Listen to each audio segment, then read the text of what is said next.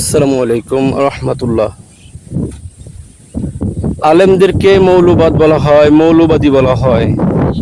আসলে যারা বলে তারা তো গালি মনে করে বলে, আলেমদেরকে ছোট করার জন্য বলে, কিন্তু এটা তো গালি না। যারা মৌলবাদ, এটা তো গর্বের বিষয়, প্রশংসার বিষয়। মৌলবাদ বলা হয় আলেমদেরকে। আসলেই আলেমরা মৌলবাদ, কারণ আলেমরা মূলে আছে। মূল হলো কোরআন, মূল হলো হাদিস। এই আলেমরা এই মূলে থাকার কারণে নির্দিষ্ট কোন একটি বিষয়ের উপরে অটল থাকার নামই হলো মৌলবাদ। এখন আলেমরা তো নির্দিষ্ট কোরআন এবং সুন্নাহর উপরে অটল, ন্যায়ের পথে অটল।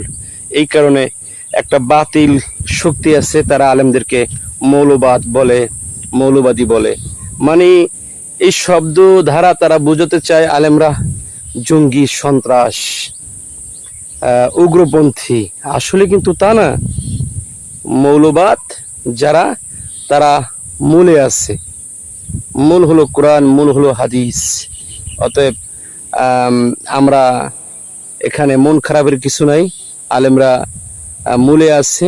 মূল হলো গাছের গোড়া। আমরা গাছের গোড়ায় আছি। আলহামদুলিল্লাহ। যারা মৌলবাদ বলে, এ নিয়ে আমাদের কোনো টেনশন নাই। আল্লাহ তাআলা যেন আমাদেরকে মৌলবাদ হিসেবে কবুল করেন। আমিন।